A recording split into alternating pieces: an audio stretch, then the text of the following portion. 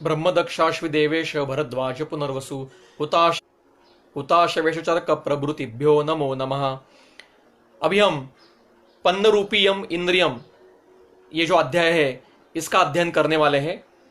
यह अध्याय अत्यंत महत्व का है क्योंकि इसमें कुछ विषयों का वर्णन किया है, इसके ऊपर और काम करने की ज़रूरत है। कई जगह पे जहाँ पे फैसिलिटीज़ अवेलेबल है वहाँ पे इस अध्याय पे ऊपर काम होना बहुत बहुत आवश्यक है। कई बार ऐसा होता है कि काम करने की इच्छा होती है पर फैसिलिटीज़ नहीं मिलती। जैसे मैं जिस प्राइवेट कॉलेज में करता हूँ या मैं जहाँ पे हूँ वहाँ पे हम काम नहीं कर सकते क्योंकि इतनी सारी फैसिलिटीज़ अवेलेबल नहीं है। पर जामनगर, जयपुर, BHU या साउथ इंडिया के जो कॉलेजेस है वहाँ पे इस प्रकार की फैसिलिटीज़ अवेलेबल है, तो वहाँ पे ये काम होना अत्यंत आवश्यक है। इसलिए मेरी रिक्वेस्ट है कि ये जो अध्याय है पन्न रूपी यह अध्याय, इसके ऊपर काम होना बहुत आवश्यक है। इसको पन्न रूप क्यों कहा है? क्योंकि ये पन्न रूपम मतलब पन्न का अर्थ है नष्ट हुआ। पन्न रूपीयम मतलब नष्ट हुआ रूप, जिसका रूप नष्ट हुआ है उसको पन्न रूप कहा जाता है। इसकी टीका कही है कि व्याधि रूपानंतरम वेदना उपद्रव उद्दिष्टो, में यह वर्णन हुआ है। यह वर्णन करने पर छाया और प्रतिछाया के रूप, ऐसे जो अरिष्ट है जिसमें छाया और प्रतिछाया नष्ट हो जाती है, उनका रूप नष्ट हो जाता है, ऐसे पन्न रूपी अध्याय का हम वर्णन करेंगे। अब यहाँ पे टीका है नीचे प्रथम सूत्र के, पन्न रूपामिति नष्ट रूपाम, ऐसे टीका है जिसके रूप नष्ट हुआ है, ऐसे जो घटक है, ऐसे छाया और प्रतिछाया, इनका वर्णन इस अध्याय में कहा गया है। यह अत्यंत महत्व का विषय है, विस्तार करने का प्रयास मैं करूंगा जरूर। दृष्ट्याम यस्य विजानीयात पन्न रूपाम कुमारिकाम प्रतिच्छायाम अभियक्ष्णो नैनम इच्छेत चिकित्सितम। अगर वैद्य रुग्ण का परीक्षण करते समय उसको आंखों का परीक्षण कर रहे हैं और उसके आंखों में जो काली मतलब जो कृष्ण भाग होता है जिसको कॉर्निया कहा जाता है, उसमें जो प्रतिबिंब पड़ता है, जो प्रतिच्छाया पड़ती है, वो अगर वैद्य को अपनी खुद की प्रतिच्छाया उस रुग्ण के कुमारिका पर, कुमारिका मतलब जो काली जिसको जो कॉर्निया है, इसके ऊपर वैद्य को अपनी खुद की प्रतिच्छाया नहीं दिखाई दी, तो समझिए कि ये वैद्य अब मृत्यु होने वाला है, इसकी चिकित्सा नहीं करनी चाहिए। दृष्ट्याम यस्य विजानीयात पन्न रूपाम कुमारिकाम, कुमारिका में वैद्य को अपनी खुद की प्रतिच्छायाम पन्न रूपाम नष्ट हुई प्राप्त होती है। मतलब उसके आंखों में जो काली पुतली होती है या फिर जिसको कॉर्निया कहते हैं, इसके ऊपर वैद्य को अपनी प्रतिच्छाया नहीं दिखाई देती है, तो समझिए कि यह रुग्ण अब मृत्यु होने वाला है। ज्योत्स्नाया तपे दीपे सलिला दर्शयो अपि अंगेषु विकृता यस्य छाया प्रेता तथैव च। उसी प्रकार से जिस व्यक्ति की ज्योत्स्ना मतलब चांदनी में या आतप में मतलब धूप में, दीप लगाने के बाद में जो प्रतिच्छाया, जो सावली पड़ती है, जिसको परछाई कहते हैं, सलील में पानी में अगर जो प्रतिबिंब दिखाई देता है, और आदर्श मतलब आईने में जो दिखाई देता है, वो जो दिखाई देता है जो छाया प्रतिच्छाया है, वो अगर विकृत दिखाई देती होगी, मतलब हीन या अधिक अंग से या विकृत दिखाई देती होगी, तो समझिए कि वो प्रेत हो चुका है। मतलब वो पहले आतुर होना चाहिए, और अनिमित्त बिना किसी कारण के उसकी ये छाया और प्रतिच्छाया विकृत होती दिखाई देती है, तो समझिए कि वो अभी वो ठीक होने वाला नहीं है। अब किसी मेले में जाते हैं हम, तो मेले में ऐसा रहता है कि कई प्रकार के आईने रहते हैं, जहाँ पे हम छोटे दिखते हैं या बड़े दिखते हैं या ऊंचे दिखते हैं या गाल बड़े दिखते हैं या नाक बड़ी दिखती है। ऐसे अलग अलग प्रकार के आईने लगाए होते रहते हैं और जाके हम बहुत हंसते हैं वहां पे। अगर ऐसी प्रतिच्छाया या छाया आईने में अब बिना किसी कारण दिखाई दे रही है, या पानी में दिखाई दे रही है, या चांदनी में जो परछाई दिखाई देती है, धूप में जो परछाई होती है, या दीप लगाने बाद जो परछाई होती है, वो गलत या विकृत पद्धति से दिखाई देती है, तो समझिए कि कहीं ना कहीं तो कुछ गड़बड़ है या रुग्ण ठीक नहीं होने वाला। वो किस प्रकार से होती है, उसकी विकृति किस प्रकार से है, वो आगे के सूत्र में है। छिन्ना, भिन्ना, आकुला, छाया, हीना वा अपि अधिका अपि वा, नष्टा तन्वी द्विधा छिन्ना, विकृता विशिराचया, छिन्ना मतलब फटी हुई, बीच में फटी हुई दिखाई दे रही है। भिन्ना, टुकड़ों में दिखाई दे रही है। आकुला, आकुला मतलब दिखाई, निश्चित दिखाई नहीं दे रही है, टेढ़ी मेढ़ी दिखाई दे रही है। हीना मतलब जितना व्यक्ति है उससे हीन छाया दिखाई दे रही है। अभी अधिका, ज्यादा बड़ी मात्रा में दिखाई दे रही है। नष्टा, बिल्कुल नहीं दिखाई दे रही है। तन्वी, पतली दिखाई दे रही है, मतलब एकदम मतलब है या नहीं ऐसा कहने की जरूरत है, ऐसी ऐसी दिखाई दे रही है। द्विधा छिन्ना, दो भागों में भेद करके दिखाई दे रही है। और विकृता विशिरा मतलब शिर नहीं दिखाई दे रहा है, बाकी शरीर की छाया दिखाई दे रही है। ऐसे अगर दिखाई देती है, एताः च अन्याश्च, ऐसे भी कोई अन्य और विकृतियां जो याश्च कश्चित प्रतिष्ठाया सा विगरहिता, ऐसे भी कोई प्रतिष्ठाया की जो विकृति दिखाई देती है वो विगरहिता मतलब विकृत है। सर्वाम मुमूर्षताम नेयाम न चेत लक्ष्य निमित्ता, ये सभी मुमुक्षु के लक्षण है। मुमूर्षु का अर्थ है मृत्यु को प्राप्त होने वाला व्यक्ति, उसके ये लक्षण है। न चेत लक्ष्य निमित्ता, ये लक्ष्य निमित्ता विकृति नहीं है। लक्ष्य निमित्त क्या है यह हमने प्रथम अध्याय में देखा था। लक्ष्य निमित्त विकृति का अर्थ है जिसके हेतु प्राप्त होते हैं और चिकित्सा से जो शांत होता है। जो भी कोई विकृति दिखाई देती है रुग्ण में, उसके हेतु प्राप्त होते हैं और फिर ट्रीटमेंट करने पर वो ठीक होते हैं। इस विकृति को लक्ष्य निमित्त विकृति कहते हैं, जिसको निदान स्थान में वर्णन किया गया है। अब आगे संस्थानेन प्रमाणेन वर्णेन प्रभया तथा छाया विवर्तते यस्य स्वस्थोपि प्रेत एव सहा, जिसके संस्थान, संस्थान मतलब लक्षण, संस्थान मतलब आकृति, आकृति प्रमाण मतलब उसका प्रमाण क्या है शरीर का, वर्ण और प्रभा और छाया, ये 5 घटक, जिसके प्रेत का अर्थ है जो मृत व्यक्ति हो चुका है उसको प्रेत कहते हैं संस्कृत में। जो मृत हो चुका है, जिसका चैतन्य चला गया है, उसको संस्कृत में प्रेत कहा जाता है। संस्थान मतलब आकृति, प्रमाण, वर्ण, प्रभा और छाया, ये जिसके विवर्तते, विवर्त की टीका गंगाधर जी ने की है। रूपांतरत्वेन वर्तते मतलब जिसकी आकृति विपरीत दिखाई दे रही है, प्रमाण विपरीत दिखाई दे रहा है, जिसका वर्ण विपरीत दिखाई दे रहा है, जिसकी प्रभा विपरीत दिखाई दे रही है और जिसकी छाया विपरीत दिखाई दे रही है, वो व्यक्ति अब प्रेत है ऐसा समझिए। स्वस्था अपि, वो स्वस्थ लग रहा होगा पर उसके अंदर कुछ न कुछ संप्राप्ति चल रही होगी और बिना किसी आतुर के ये विकृतियां, अनिमित्त विकृति उत्पन्न होती है, तो वो अभी मृत्यु होने वाला है ऐसा समझिए। यहाँ पे वर्ण की विकृति प्रथम अध्याय में वर्णन की गई है। अब आगे बताते हैं संस्थान क्या है। संस्थानम आकृति ज्ञेया, संस्थान मतलब आकृति, वो 2 प्रकार की होती है, सुषमा विषमा च। सुषमा की टीका है अविकृता शोभन रूपा, जो अच्छी आकृति है, अच्छी आकृति दिखाई देने वाली, और विषमा मतलब नाति शोभना, जो विकृत है, इसको विषमा कहते हैं। ये 2 प्रकार की संस्था मतलब आकृति के प्रकार है। मध्यम अल्पम महत चोक्तम प्रमाणम त्रिविधम नरम, प्रमाण 3 प्रकार का है, मध्यम, अल्प और महत, ये 3 प्रकार का प्रमाण है। तो प्रति प्रमाण संस्थाना जलाद आदर्शात आतप, जल आदर्श आतपादिशु छाया यास प्रतिछाया छाया वर्ण प्रभाश्रया, मतलब वर्ण और प्रभा संस्थान, प्रमाण और संस्थान, प्रति प्रमाण और प्रति संस्थान मतलब प्रमाण के अनुरूप और संस्थान के अनुरूप, जल में, आदर्श मतलब आईने में, और आतपादिशु, आतप मतलब धूप में, या ज्योत्सना मतलब जो चांदनी है उसमें, ऐसे जिसमें जो छाया दिखाई देती है, जो प्रति प्रमाण और प्रति संस्थान होती है, उसको प्रति छाया कहते हैं। ये प्रति छाया की व्याख्या है। ये छाया ही है, मतलब ये प्रति छाया, और जो छाया है उसको प्रति छाया कहते हैं। जो छाया प्रति प्रमाण, प्रति संस्थान, आईने में, जल में, आतप में दिखाई देती है, जिसको हम परछाई कहते हैं, उसको संस्कृत में प्रति छाया कहते हैं। और छाया क्या है? जो वर्ण प्रभाश्रय, ये जो छाया है ये वर्ण और प्रभा के आश्रित है, मतलब 5 प्रकार के वर्ण और प्रभा, ये पंचविध होती है, उसका वर्ण आगे किया है। चक्रपाणी ऐसा कहते हैं, छाया तू या पंचविधा सा वर्ण प्रभाश्रया वर्ण प्रभा सह चरिता उपलब्धता, मतलब वर्ण और प्रभा के साथ वो दिखाई देती है। अब आगे उसका वर्णन करते हैं।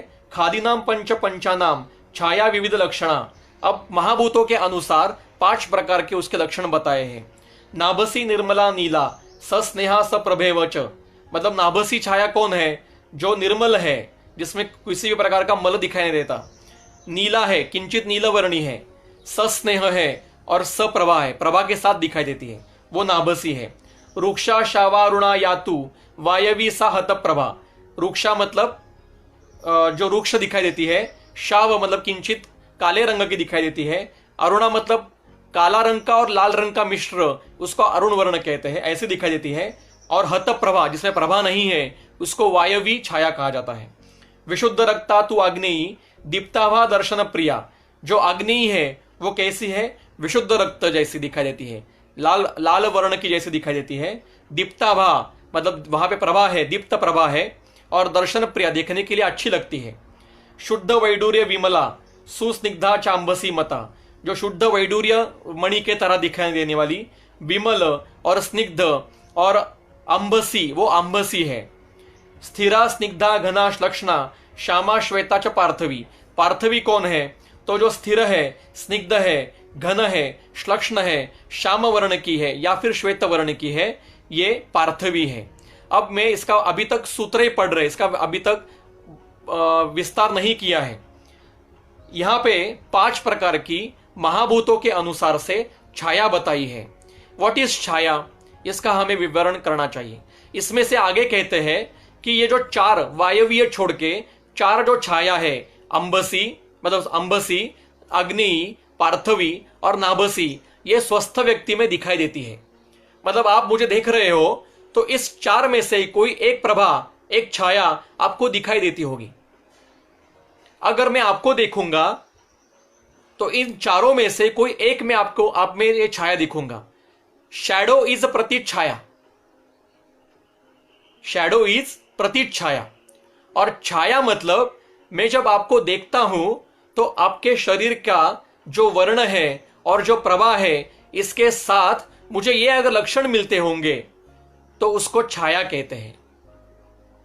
इसको अंग्रेजी में क्या कहेंगे मुझे नाम नहीं पता, पर वर्ण और प्रभा के साथ जो मुझे लक्षण आपके तरफ देखने के बाद मुझे प्राप्त होते हैं, उसको छाया कहते हैं। इसकी व्याख्या आगे की है, अभी तक विषय पूरा नहीं हुआ है, एक एक करके देखते हैं हम। अब प्रभा क्या है वो आगे वर्णन किया है। वायवी गर्हिता त्वासाम, इसमें से वायवीय जो छाया है वो गर्हित मतलब निंदित है। चतस्रासु सुखोदया, बाकी के 4 जो है वो सुखोदय है। मतलब क्या? वायवीय जो छाया है वो अरिष्ट में, आतुर में दिखाई देती है, और बाकी के 4 छाया ये प्राकृत अवस्था में स्वस्थ व्यक्ति हैं, तो वो अरिष्ट के सूचक नहीं है। सिर्फ वायवीय छाया ये आतुर में दिखाई देती है। वायवी तो विनाशाय,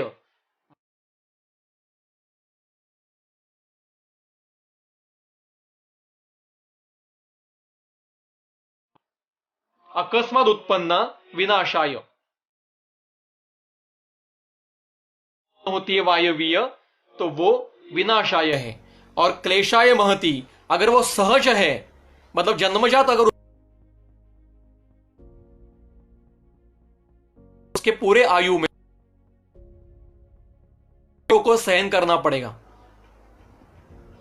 yes, aura is a Prabha, aura is a, हाँ ऑरा छाया वो कह सकते हैं, क्योंकि प्रभा का अर्थ आगे दिया है। Yes, doctor Bhagwat ma'am, doctor Anvekar ma'am, yes aura कह सकते हैं इसको। तो इस प्रकार से 5 प्रकार की छाया वर्णन की है। और नहीं, कॉम्प्लेक्शन इज अ वर्ण, complexion is not Chhaya, complexion is a वर्ण में आता है। तो अब आगे कहते हैं, आगे का विषय सुनिए पहले। स्यात् तेजसी, उसमें से जो तेजसी है छाया मतलब अग्नि छाया है, इसको प्रभा कहते हैं। ओनली अग्नि छाया को प्रभा कहते हैं। सा सप्तविधा, वो 7 प्रकार की है, मतलब छाया 5 प्रकार की है, उसमें से जो तेजस है उसको प्रभा कहते हैं। और प्रभा 7 प्रकार की है, वो है रक्ता, पीता, सीता, शावा, हरिता, पांडुरा, असीता। मतलब रक्ता मतलब लाल रंग की, पीता मतलब पीले रंग की, सीता मतलब सफेद रंग की, शावा मतलब किंचित सावले रंग की, हरिता मतलब हरे रंग की, पांडुरा मतलब शुभ्र वर्ण की, अत्यंत शुभ्र, जो पांडु वर्ण में, जो एनीमिया में उत्पन्न होता है, जो पांडु रोग में उत्पन्न होता है, और असीता मतलब काले रंग की। तासाम यहाँ स्यु विकासिन्यः, उसमें से कौन अच्छी है कि जो विकासिनी धीरे धीरे फैलती है, धीरे धीरे फैलती है। स्निग्धः स्निग्ध दिखाई देती है। विपुलाश्चया और अच्छे योग्य मात्रा में दिखाई देती है। ता प्रभा शुभः, प्रभा मतलब औरा, तेजसीय छाया मतलब प्रभा। ता शुभः वो शुभ है। रूक्ष मलिनः जो सूखी सूखी दिखाई देती है, मलिन युक्त दिखाई देती है, और संक्षिप्ता अल्प दिखाई देती है, वो अशुभोदया, अशुभोदय की टीका है। अकस्मात उत्पत्ति है मरणोदय, वो मरणोदय है। अब आगे उनकी व्याख्या बताई है। वर्णम आक्रामते छाया, वर्णम आक्रामती छाया मतलब आक्रामती की टीका है वर्ण न उपलभ्यते, और गंगाधर कहते हैं वर्णम आक्रामती इति मलिनी करोति। छाया मतलब जो वर्ण को मलिन करती है, मतलब दिनी ठीक से दिखाई नहीं देती, उसको छाया कहते हैं। छाया ये वर्ण को आक्रमित करती है। प्रभा वर्ण प्रकाशिनी, प्रभा ये वर्ण को प्रकाशित करती है। आसन्न लक्ष्यते छाया, छाया नजदीक से दिखाई देती है। आसन्ना लक्ष्यते छाया, ये दूर से नहीं दिखाई देगी। छाया ये आसन्ना लक्ष्यते। भा प्रकृष्टा प्रकाशते, भा जो है, जो औरा होता है, वो दूर से भी दिखाई देता है।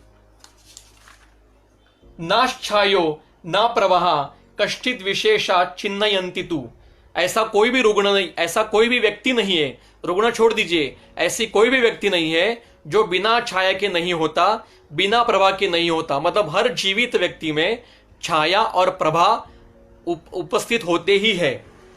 विशेषा चिन्हयंती, और उनके जो विशेष चिन्ह है, शुभ अशुभो नृणाम शुभ शुभोत्पत्तिम, उसके जो शुभ और अशुभ चिन्ह जो वर्णन किए हैं, वो काले छाया प्रभाश्रया, वो समझना चाहिए। काले मतलब परिपाक काले, मृत्यु के समय इन छाया और प्रभा के जो शुभ और अशुभ लक्षण प्राप्त होते हैं, वो वैद्य ने समझना चाहिए।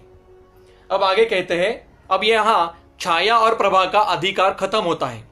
अब इसके अनुसार उसी के पद्धति से उसके अधिकरण से जो जुड़े हुए ऐसे कुछ और अरिष्टों का आगे वर्णन करते हैं।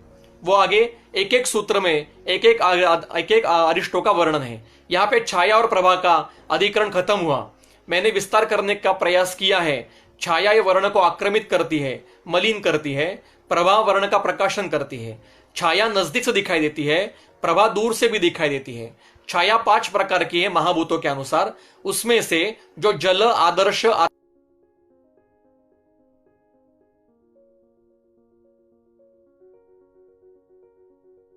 आता है, वो 7 की है, उसके प्रकार वर्णन किए हैं। यहां पे इसका अधिकरण खत्म हुआ। अब आगे सूत्र नंबर 18, कामला अक्ष्णोः मुखम पूर्णम शंखयोर मुक्तम अंसता संत्रासश्च उष्ण गात्रत्वम यशतम परिवर्जयेत, जिसके आंखों में कामला है, मतलब पहले वो रुग्ण कामला से ग्रस्त है। अक्ष्णोः दोनों नेत्रों में कामला है, इसका अर्थ टीकाकार ने दिया है पीताक्षत्वम, मतलब उसको कामला व्याधि है और उसके दोनों नेत्र अत्यंत पीतवर्णी है। उसके साथ मुख पे शोथ है, मुखम पूर्णम, मुखम मांसम पूर्णम, मतलब मुख पे ज्यादा मांस मतलब शोथ उत्पन्न हुआ है। शंखयोर मुक्तता, शंख प्रदेश जो है वो मांसहीन प्रतीत होता है। और उसके साथ संत्रासहा, उसको बहुत तकलीफ हो रही है। और उष्ण गात्रत्वम, शरीर अत्यंत संतप्त हो चुका है। ऐसे व्यक्ति को छोड़ देना चाहिए। यह कामला का उपद्रव स्वरूप में उत्पन्न होते हैं। उत्थाप्यमानः शयनात् प्रमोहम याति यो नरः मुहुर्मुहुर् न सप्ताहम स जीवति विकत्थनः। ये और एक दूसरा अरिष्ट है कि उत्थाप्यमानः, उत्थाप्यमान ये प्रेजेंट कंटिन्यूअस टेंस है, मतलब सो के उठने वाला। जो व्यक्ति नींद से अभी उठ रहा है, ऐसे समय में उसको बार बार प्रमोह उत्पन्न होता है, मतलब उसको समझ में नहीं आता है कि क्या हो रहा है, वो बार बार मोहग्रस्त होता है, या फिर जो बार बार क्या कहते हैं बेहोश हो जाए। ऐसे समय में मुहुर्मुहुर अगर ये 7 दिन तक चलता रहा मुहुर्मुहु, तो समझिए कि इसका जीवन अब शेष बचने वाला नहीं है। विकत्थनः मतलब ये अत्यंत गलत या अत्यंत गंभीर अवस्था है। संसृष्टा व्याधयो यस्य प्रतिलोम अनुलोमगाः व्यापन्ना ग्रहणी प्रायः सह अर्धमासम न जीवती। मतलब यहाँ पे अर्धमास का काल बताया है कि अगर लक्षण उत्पन्न हुए तो अर्धमास मतलब 15 दिन के अंदर वो व्यक्ति मरने वाला है। क्या लक्षण है? संसृष्टा व्याधया, मतलब जिसमें कई दोषों के, तीनों दोषों के संसृष्ट मिश्रित लक्षण मिलते हैं। ऐसे व्याधियों में प्रतिलोम और अनुलोम मतलब ऊर्ध्व मार्ग से शुरू होने वाला या और अधो मार्ग से होने वाला, ऐसे दोनों प्रकार उसमें मिलते हैं। और उसके साथ जिसकी ग्रहणी व्यापन्न है, ग्रहणी विकृत हुई है, ऐसे रुग्ण को 15 दिन के अंतर्गत मृत्यु आने वाली है। उभयगत रक्तपित्त जो है उसका वर्णन इसी प्रकार से है। रक्तपित्त के निदान में हमने देखा है कि जहां पे ऊर्ध्व मार्ग से भी और अधो मार्ग से भी एक समय में रक्तपित्त शुरू हो जाता है तो वो व्यक्ति असाध्य होता है। अब आगे, उपरुद्धस्य रोगेण कर्षितस्य च अल्पम अश्नतः बहुमूत्र पुरुषम स्यात् यसतम परिवर्जयेत्। उपरुद्धस्य कर्षितस्य अल्पम अश्नतः रोगेण, जिस रोगेण मतलब जिस व्यक्ति में जिसको रोगी है, जो व्याधित है, ऐसा व्यक्ति अल्प भी आहार खाता है, कम आहार खाता है, फिर भी अति मात्रा में मूत्र और अति मात्रा में पुरुष उत्पन्न होता है, तो समझिए कि ये असाध्य लक्षण है। पहले वो गंभीरता से व्याधित होना चाहिए। आगे है उल्टा लक्षण बताया। अब आगे, दुर्बलो बहुभुंक्ते प्राग भुक्तात् अन्नमातुरः अल्पमूत्र पुरुषश्च यथा प्रेता तथैव सः।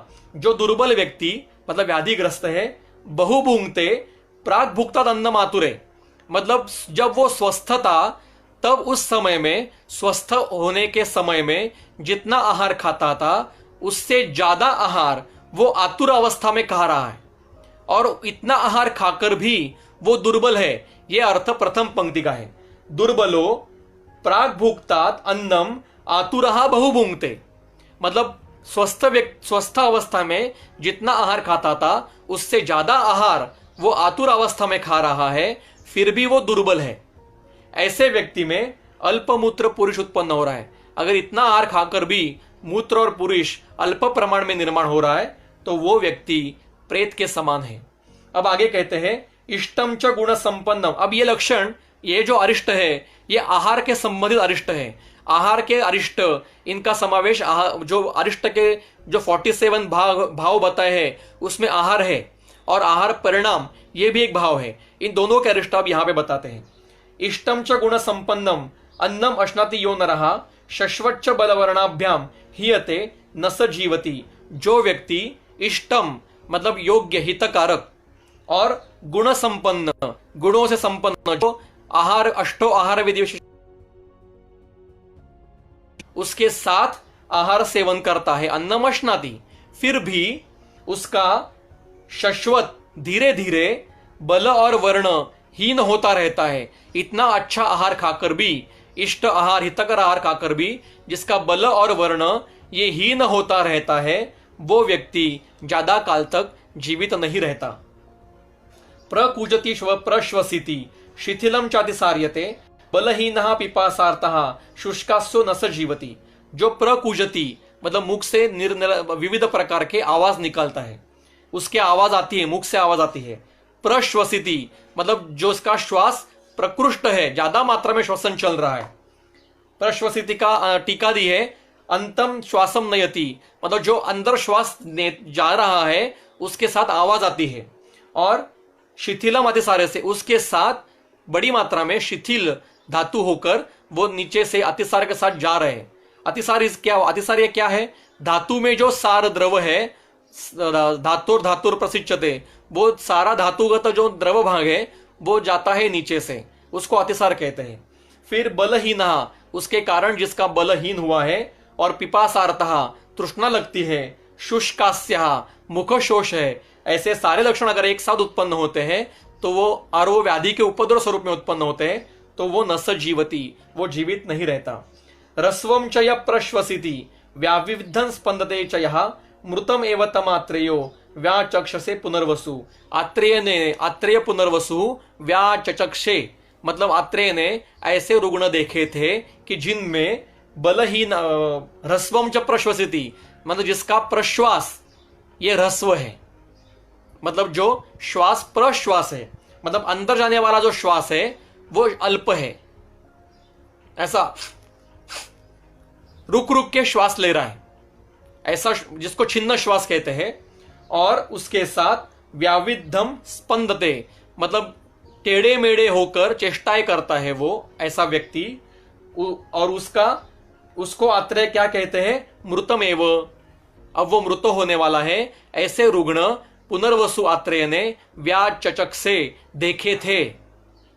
आगे कहते हैं ऊर्ध्वम च यः प्रश्वसिति श्लेष्मणा च अभिभूयते हीन बल वर्ण बलाहारो यो नरः न स जीवति। जो व्यक्ति बल वर्ण और आहार जिसका हीन हो चुका है, ऐसे व्यक्ति में ऊर्ध्व श्वसन लगा है। ऊर्ध्वम प्रश्वसिति, प्रश्वास लेते समय उसको बहुत जोर से श्वास लेना पड़ता है, ऊर्ध्व श्वास लगा है उसका। ऊर्ध्व श्वास श्वास का एक प्रकार है। और उसके साथ श्लेष्मणा अभिभूयते, उरस्थ श्लेष्मा का अनुबंध है। उस उरस्थ श्लेष्मा के अनुबंध से जिसको ऊर्ध्व श्वास लगा हुआ है, ऐसा जिस व्यक्ति का बल मांस आहारहीन हो चुका है, वो व्यक्ति न स जीवति, ज्यादा देर तक जीवित नहीं रहेगा। ऊर्ध्वाग्रे नयने यस्य मन्ये च आर्त कंपने बलहीनः पिपासार्तः शुष्कास्यो न स जीवति। यह अगला लक्षण बताया है कि ऊर्ध्वाग्रे नयने, जिसके नयन, दोनों नयन, नयने द्विवचन है, ऊर्ध्वाग्रे द्विवचन है और नयने द्विवचन है, तो दोनों नयन उसके ऊर्ध्व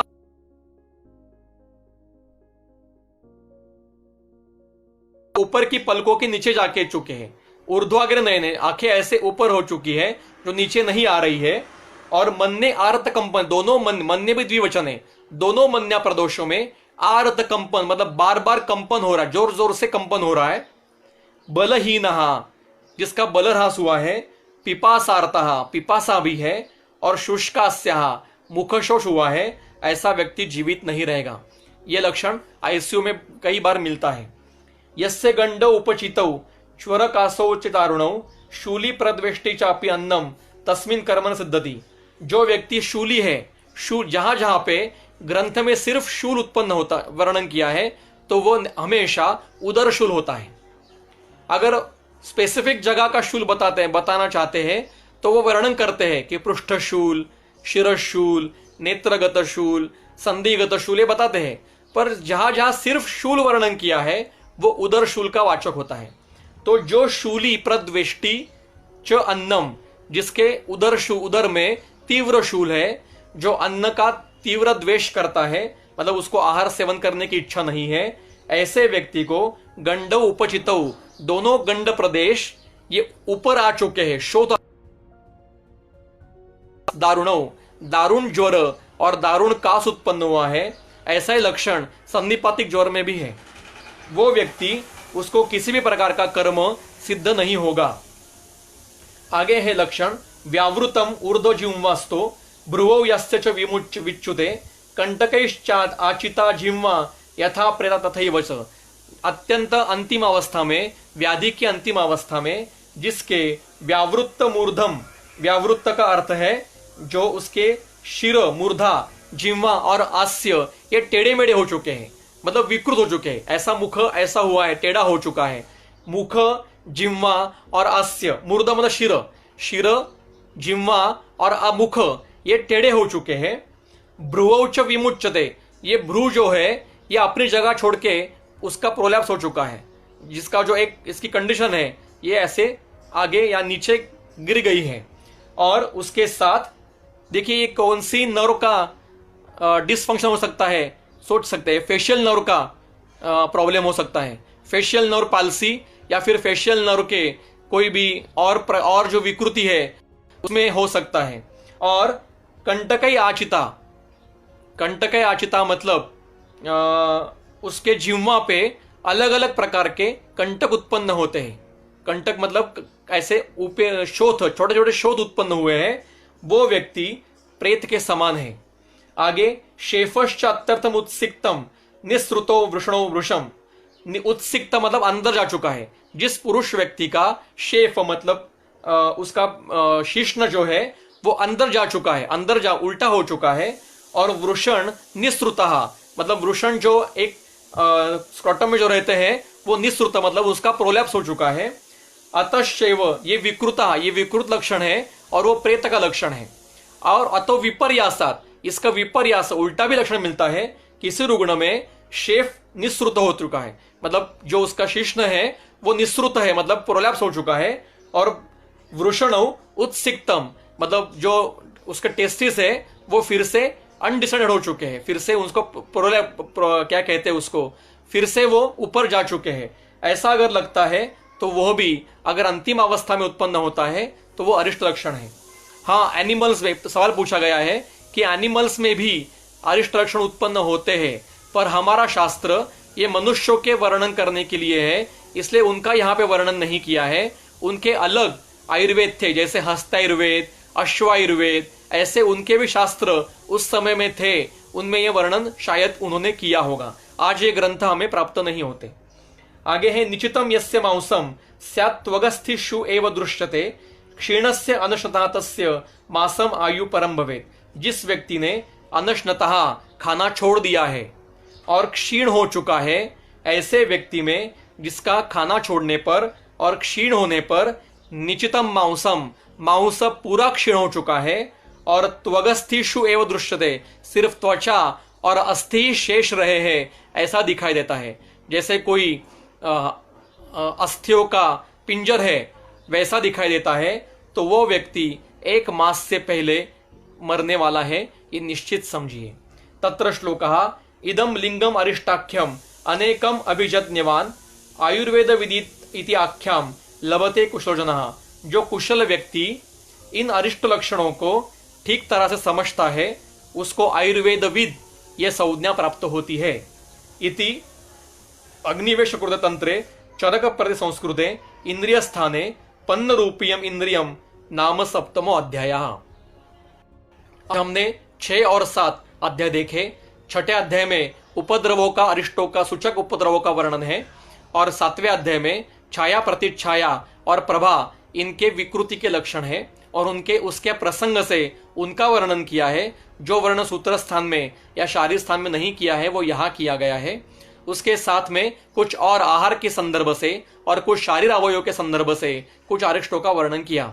मैं फिर से एक बार कहना चाहूंगा कि जहां पे फैसिलिटीज अवेलेबल है, ऐसे इंस्टीट्यूट्स में इन अध्यायों पर और अध्याय होने की जरूरत है, और अध्ययन होने की जरूरत है, और वो क्लिनिकली अध्ययन होना ज्यादा जरूरत है।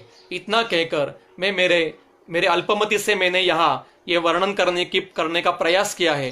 अगर मुझसे कुछ गलती हो गई हो तो कृपया मुझे माफ कीजिए। बहुत बहुत धन्यवाद। कल सुबह 11 बजे हम अगले अध्याय लेकर फिर से मिलेंगे। तब तक के धन्यवाद।